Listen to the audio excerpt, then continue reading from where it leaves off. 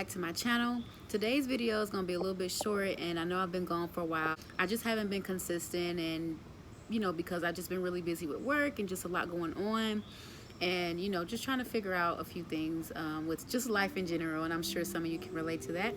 But today I just wanted to share this because God put it on my heart to read the scripture. Like, he just, how you go to the Bible app and something will just pop up and you're like, oh my God, this is exactly what I needed today. And so that's pretty much what happened with me regarding something that I was dealing with. I was trying not to have a defeating countenance today, and it just didn't work. So I feel like I didn't give my best today, and I was really disappointed in myself. And so, of course, I turned to my word to kind of figure out, okay, what is it that I can do to prevent this from happening again? Or like, how can I deal with this in a better way? Basically counseling myself and trying to figure out a way for me to have a better response to what I dealt with today. And so basically what God brought me to was Hebrews 12 verses 1 through 13. Pretty much like almost that whole chapter really, but pretty much that whole thing. And it says, therefore, since we are surrounded by such a huge crowd of witnesses to the life of faith, let us strip off every weight that slows us down. And so for me, some people meditate differently, but when I read scripture, sometimes I'll just break it down piece by piece to kind of really take in what I feel like God is trying to say to me in that moment if I'm going through something like really deep and really crazy. And so I'm like, okay, God, let me take my time with this. Let me take it piece by piece and eat it little by little so I can really grasp what you're saying to me in this message. And so for the first part, therefore, since we are surrounded by such a huge crowd of witnesses to the life of faith, meaning since other people are watching us, let us strip off every weight that slows us down, especially the sin that so easily trips us up. And for that part alone, he was speaking to me. And so I'm sorry about this camera angle too. I know it's a little weird. I'm kind of up here. I just didn't have anywhere to put my phone, so this is the best place I could find. But that part stood out for me. And it stood out because the one thing that for me that can trip me up easily would be pride. Because I know that I always strive for righteousness just in general. So anytime someone tries to make it seem like I'm doing something wrong, or I'm trying to do something wrong, or trying to make me look bad, basically, when I know I'm doing everything to get it right, and I'm doing everything to make sure my ducks are in a row properly, I'm crossing my T's and dotting my I's. Anytime somebody tries to try me like that, I get really defensive, sometimes, and I get really upset about that, because I'm like, I know I'm going after this in a righteous way, and I know that I'm not trying to get over. I know that I'm doing my best. I know that I'm giving my all. I'm not trying to manipulate anything, so why are you trying me like this? Like, why are you trying to make it seem like I'm doing something wrong to you, or whatever? So that part alone, being defensive, even when you're right, even when you know you're right, can be that pride can work against you. You know what I mean? So essentially, you're sabotaging yourself without even knowing it, and that's a tactic that Satan uses all the time with people, especially like with law enforcement. For a perfect example, a police could pull you over, right? And you could be completely in the right. You've done nothing wrong. You don't have a taillight out, like you haven't done anything illegal. But just based on the fact of them coming to you and accusing you of something that you didn't do, or perhaps maybe they threw something in the back of your car and you knew you didn't have anything. You're a abiding citizen, right? But you're so angry, you're so frustrated, and you're so hurt that this person is accusing you of something. And so that situation can very quickly turn around where your pride and your ego gets you so riled up that now you're in the wrong, kind of so it depended on how you respond to that. And so that's why I went to the word, because I'm like, okay, I felt like I responded defensively. I didn't get disrespectful or anything like that, but I was just trying to defend myself because I knew that I was trying to do the right thing, right? And so basically, when that happens, you have to be very careful with how you respond, which goes into this verse where it talks about especially the sin that so easily trips us up, and where it says since we are surrounded by a crowd of witnesses to the life of faith, let us strip off every weight that slows us down, especially the sin that so easily trips us up. So we want to strip off that. We want to strive for righteousness, so that in the event that we are being watched, or maybe the person that you're having this conflict with is the witness, is the person that God is going to put in your path for him to use you to, speak to, or for you to use you to minister to in some type of way. And for me personally, and a lot of other people, I don't know if anybody realizes this or not, but the best way to minister to somebody is by your fruit, is by how you live your life, is by what you do in the moment, in those crazy moments where you don't really have the time to think, where you really don't have the time to digest what's happening. Like, if they can see how you react to things, and you claim to be a righteous person, you claim to be a person of God, or you claim to love God, you claim to practice the Bible and things like that, in those moments, that's who you really are. That's where your fruit is being displayed. And that's where the witness is coming to play, from my understanding and from what I'm taking from this verse. And so it's just basically saying, be careful with, how you respond to things, and don't let sin trip you up. Okay? So that's that part. So you see how huge of a breakdown that was for just that one sentence alone? And then the rest, it just, it really just spoke to me. So I'm going to continue. It says, and let us run with endurance the race God has set before us.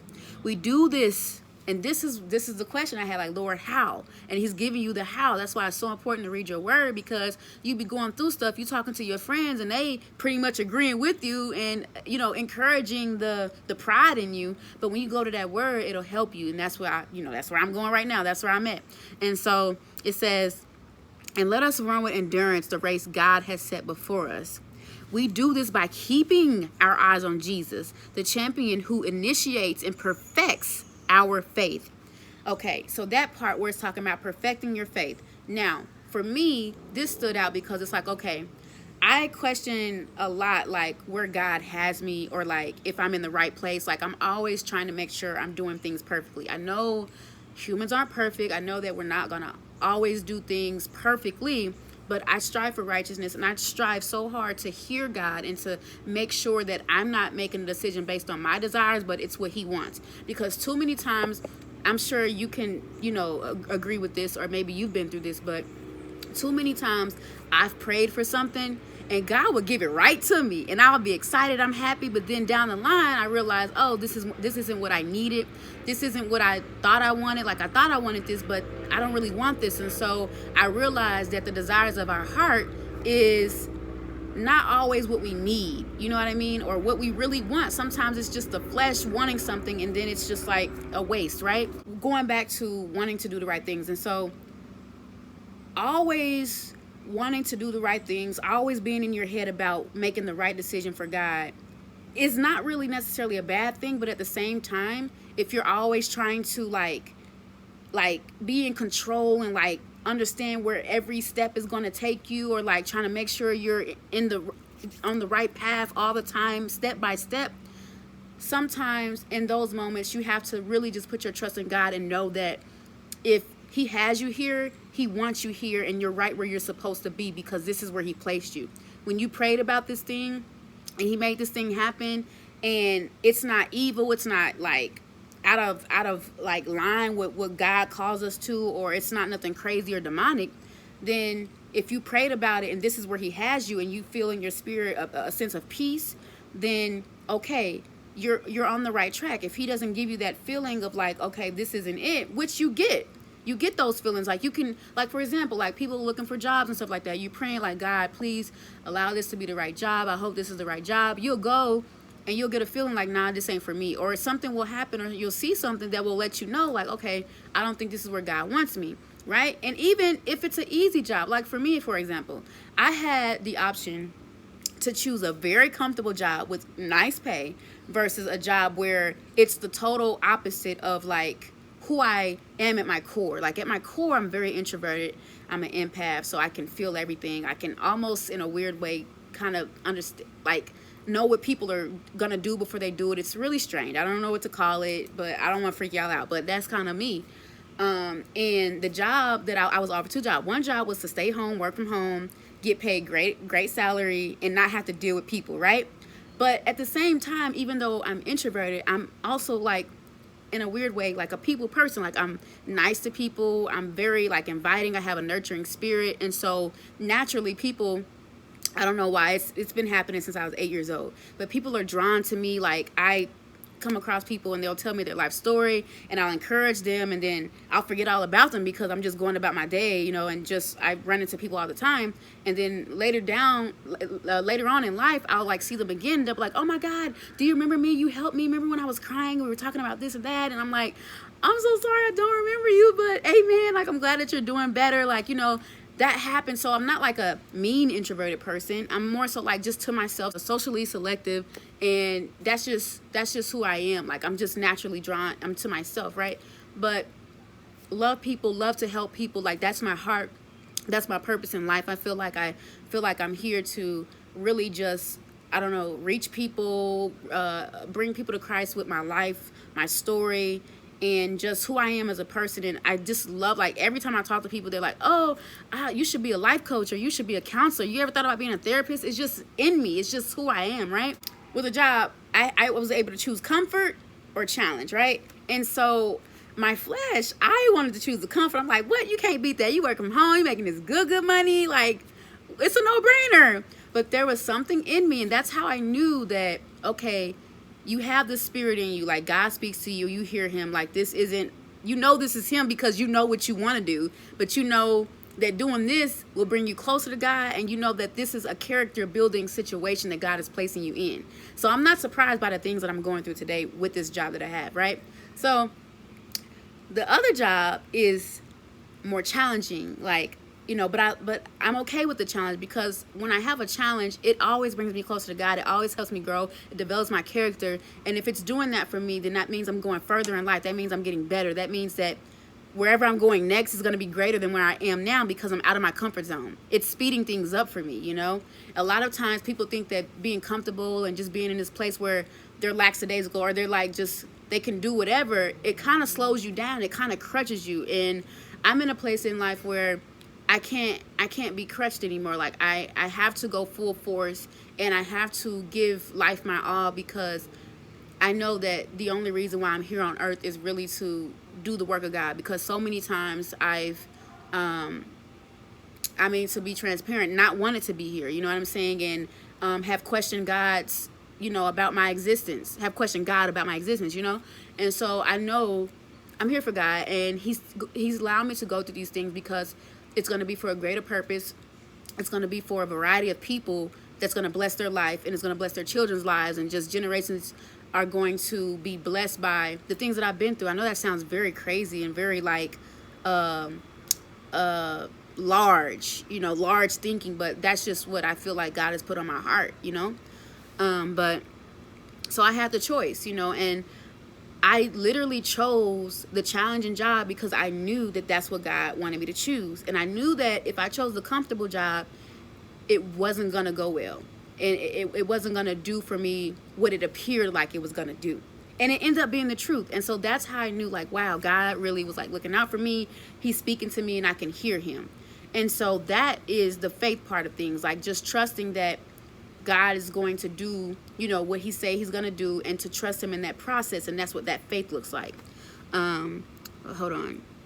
Who initiates and perfects our faith. So that's how he perfects our faith. That's how he perfects our faith, by us going through things that are uncomfortable, but trusting that he's going to get us through that. And then it also says, because of the joy awaiting him, he endured the cross, disregarding its shame. Now he is seated in the place of honor beside God's throne. This is the part that really, like, this was it right here. He said, think of all the hostility he endured from sinful people. Oh, think of all the hostility he endured. What? From sinful people. That right there, I just feel like that was the one for me. That was the one for me, because that's literally like basically what I'm going through. I'm like, okay, this hostility, this energy, all I'm doing is coming, doing my job. All I'm doing is doing my best, and I'm being encouraging. Like, I'm trying to figure out what the issue is, but no no one wants to communicate with me, no one is being transparent with me, and it's just really difficult, and I just couldn't get it. But this right here let me know, like, okay, Jesus went through this, like, this is nothing. Like, think about him going through that. So you're his child and you're in this race with him, and you're carrying your cross, so expect this. Like, this is a part of it. Like, this just happens. You just got to know the tools, the armor that you have. You need to know how to utilize that. Like, that's what it's there for. That's what this word is for. That's what prayer is for. That's what community is for. Like, all of these things you have, but you just have to utilize it. It's like having a car, but then the car not moving, and you trying to figure out, well, darn, the car's not moving. Well, you got to put gas in it. Just because you have a car, you have the keys, if you don't put the right, the stuff in it, you don't put the gas in it, it's not going to go anywhere. It can look cute. It can sit there and be pretty. You can sit in it. You can start it up. But if you don't utilize the resources that car needs, which is gas, it's not going to go nowhere. It's going to sit right there pretty, just sitting. So that's what the armor is for us. That is what the word is for us. That is what community is for us. Okay? It says, think of all the hostility he endured from sinful people. Then you won't become weary and give up. Listen to that. Digest that. Break that down. Think of it. Set your mind on these things. And that was what I was meditating on while I was working today. Like, there was so many thoughts coming and anxiety coming all at one time. But that one verse that stuck in my head, I can't remember where it's at, but it just was in there. Because you know how you read the Bible, you can't remember like exactly where it's at, but it's in your heart, so you just know. It was the part where it was like, think on these things. Think on the things that are above, basically. Things that are honorable, things that are worthy. Like, just think on these positive things that are worth you thinking about, right? And so that's where I was at with that. And that's what was going through my head all day today, right? So that was helpful. But this was really the cherry on top for me, because I'm like, okay, that makes so much sense. And that's super encouraging to know, like, okay, think of what I went through, and then you won't become weary and give up. Because he didn't give up, which is the evidence. We're the evidence today because we're here, right? And so it then says, after all, you have not given your lives in your struggles against sin. So basically saying, like, you haven't even been through the worst. So it's not even that deep, right? And it says, hold on, and have you forgotten the encouraging words God spoke to you as his children? Like, basically for me, that just is a reminder. Like, do you remember his promises? Like, do you remember what he says about you?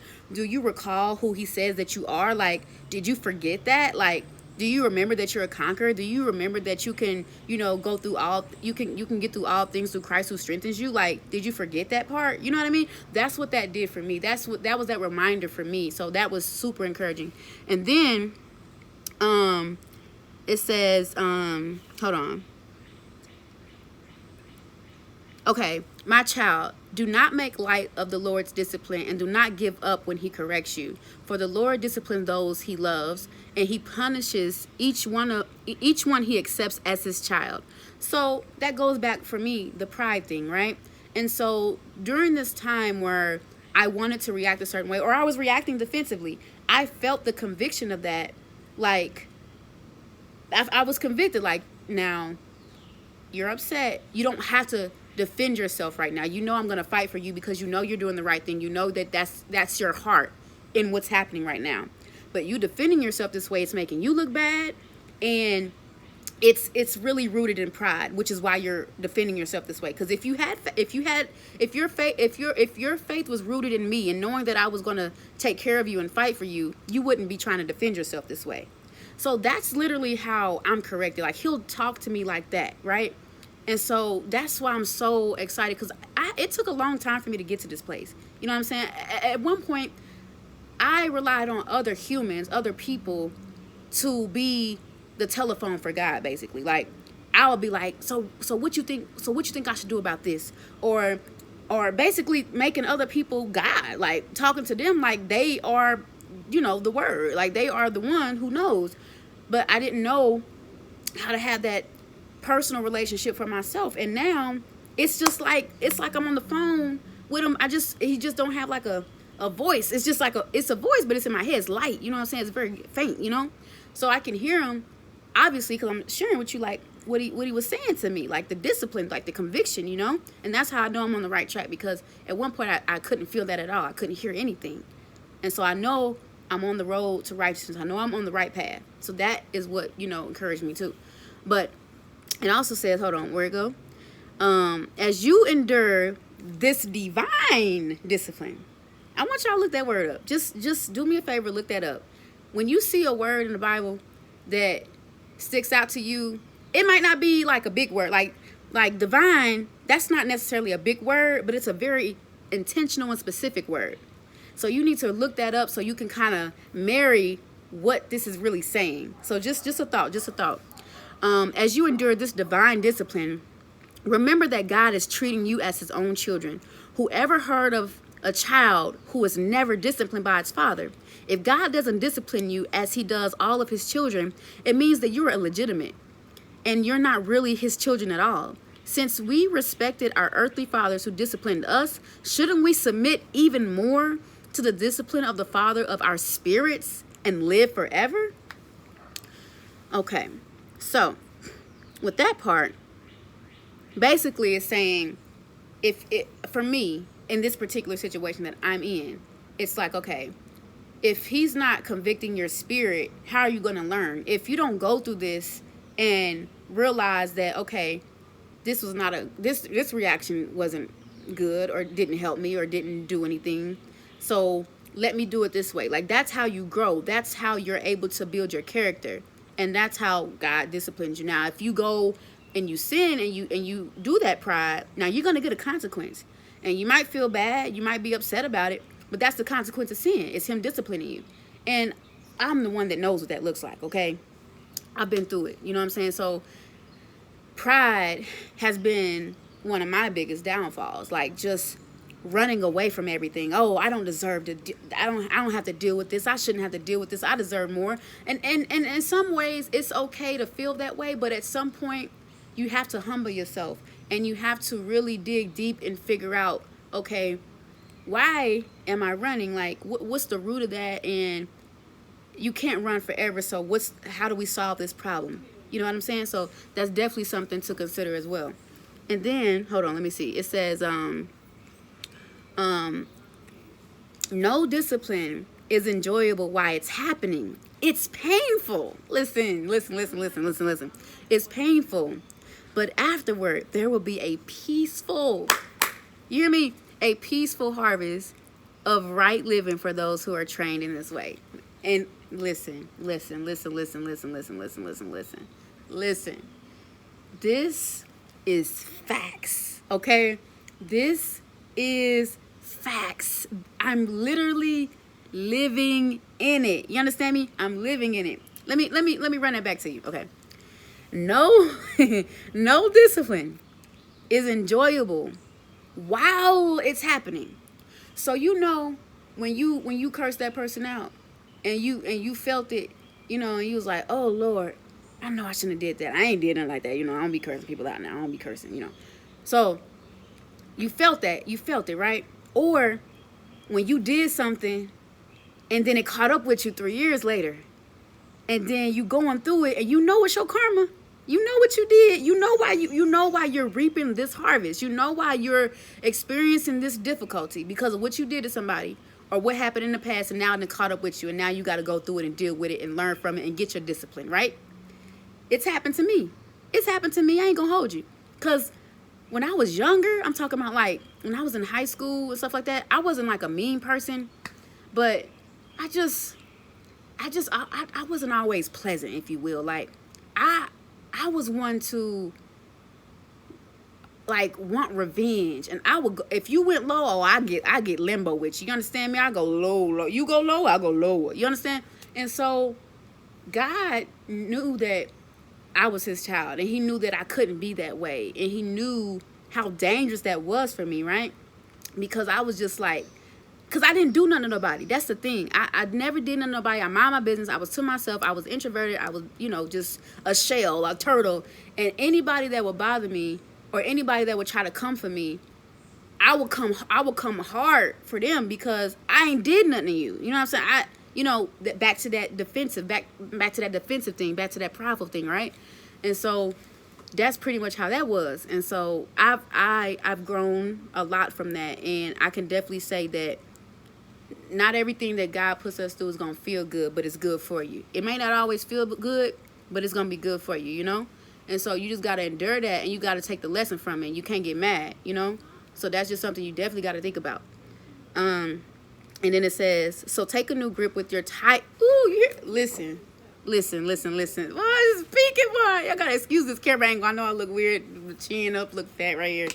But it's okay. The word gonna go forth, child. The word gonna go forth. It don't even matter what I look like, because the Lord working, baby. The Lord work. It's saying, so take a new grip with your tired. You understand? Listen, just that part. Hold on. Listen, because I was tired, Master. I was tired, Master Honey. It's saying, so take a new, you understand? Listen, break it down. So take a new, you understand? New, keep that note. Take a new grip with your tired hands. That means basically for me, renew your mind and try again. Let's revisit this. Let's take a new approach. Even though you feel tired, even though you feel weary, now that you have this information that was read before, let's try this again and let's see what we can do. But let me finish reading it. So take a new grip with your tired hands and strengthen your weak knees. This means for me that what this experience you're going through, this thing that you're feeling, this discomfort, this irritation, this frustration, even if it's unfair, take a new grip with your tired hands and strengthen your weak knees. Strengthen the way you approach this. Strengthen the way that you decide, that strengthen the perspective that you're deciding to move forth with. Because your perspective is everything. How you see things is how things will be. Even it don't matter what they say. It don't matter what they think. It don't matter what how their perspective is. Their perspective of you could be the worst. But if you move forward with the right perspective, if you move forward with thinking on those things that I was talking about earlier, thinking on those things that are above, things that are honorable, things that are worthy, you know what I'm saying? Those things, then you can have this approach and you can change your perspective. And if you're in that place mentally, then whatever they do, it's just going to stick out like a sore thumb. It's just going to be very loud versus you who are at peace because you're thinking on these things, right? So basically after that, hold on. It's saying, mark out a straight path for your feet so that those who are weak and lame will not fall but become strong. And for me, that just means be the example. Through it all, through the struggle, through the pain, through the irritation, through the unfairness, the injustice, through all of that, be the example of not giving up, of being strong and renewing your strength and showing and telling where that came from. And you can just show that with your light in your life. Your light in your life. You understand me? That's how you can show that. Okay? Now, this part, listen. This part I'm finna read, I was like, Because you know how you be in the thick of it and you just like, I don't want to be nice to this person because they being dusty to me. They being mean to me. They acting like this and I ain't done nothing to them. I just tried my best to be nice to them and do what I can for them, encourage them, and this how they treat me. This what I get. Why should I have to be the bigger person? Why should I have to, go that extra step to do this, that, and the other, whatever God tell you to do? Because, he always telling you to do something for your enemy, child. Always. And you be like, dog, come on, please. Why? For what? But listen. It say, work at living in peace with everyone. And I don't have a problem with that because that's what I do. I strive for that. No, not strive. I do my best to be at peace with everybody, but people be trying me. Okay? They be trying me. So it's hard sometimes. I do my part to make sure I'm at peace with everybody, but they don't be trying to be at peace with me. So I'm like, Lord, what you want me to do with that? So that's something I'm still praying on. Pray for me. But it's saying, Work at living in peace with everyone, and work at living a holy life. For those who are not holy will not see the Lord. So that means that person at your job, that person in that relationship, or that person in your family, that person that is coming at you and is being used by the adversary, if you meet them where they are, if you decide to move forward and like fight fire with fire basically, and you don't be the bigger person, then you ain't no better. You know what I'm saying? You're really not no better than them. It say, for those who are not holy will not see the Lord. So that means you profess to be a woman or a man of God, but at the same time, you doing this to them, or you repaying them what they did to you. So now you just as bad as them. So they can't see the fruit in you. They can't see the light in you. They can't see the God that's in you, that you claim that's in you. So you have to show that sometimes by turning the other cheek, like it calls us to do. And that's not always good. I mean, not that it ain't always good. That don't feel good all the time, you know? That sucks. It hurt, because it's like, dang, like I ain't did nothing to this person, but this what they doing to me, you know? So it's not gonna always feel good. Just like it didn't feel good when Jesus died on the cross for us, you know what I'm saying? So you got to think about that. And this is the most challenging part, because it's basically just being righteous and being holy, and just, you know, trying to endure like people, the adversary, like spiritual warfare, because that's no joke.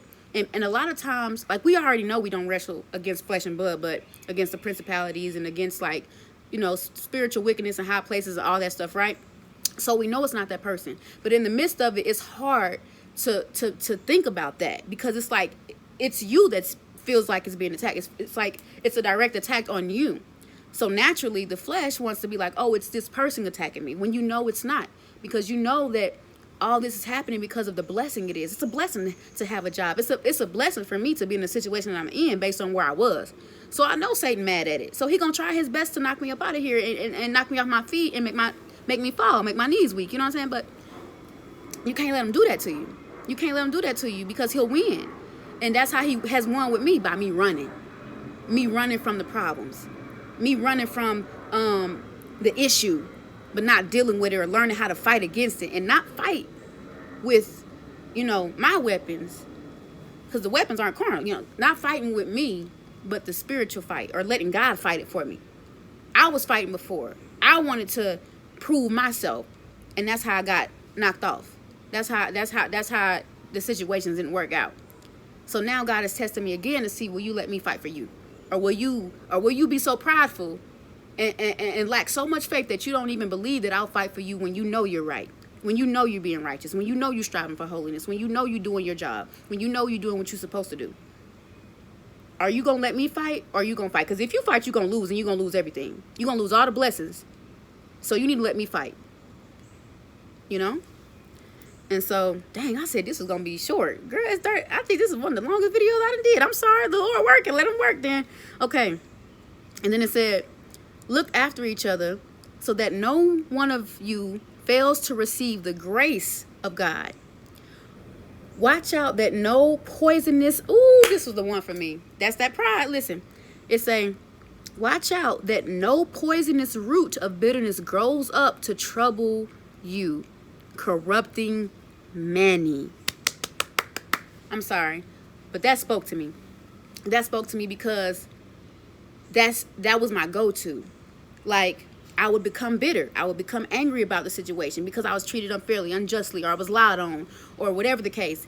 And then, and that's crazy that it say that. You know, I've read this so many times, but you know how when you read something over again and it's like something you're going through, it just hit a little different?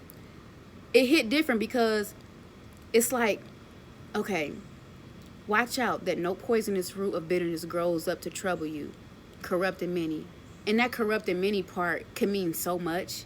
And for me personally, what's coming to my mind, what's being downloaded right now as I speak, is corrupting the future people that you would have met had you not been bitter. The people and the lives you would have impacted had you not allowed this to move you the wrong way. Had you not allowed this to make you so bitter that you just give up on people, that you just give up and just shut down and not want to talk to nobody, not want to get to know new people, or not want to build connections with people at work. You know what I'm saying?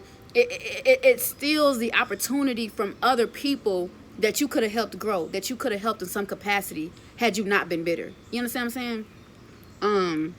Hold on. Where it go? To Trubby corrupt the many. So don't allow what people do to you. You know, this was speaking to me. Don't allow what people do to you, the lies, the injustice, things like that.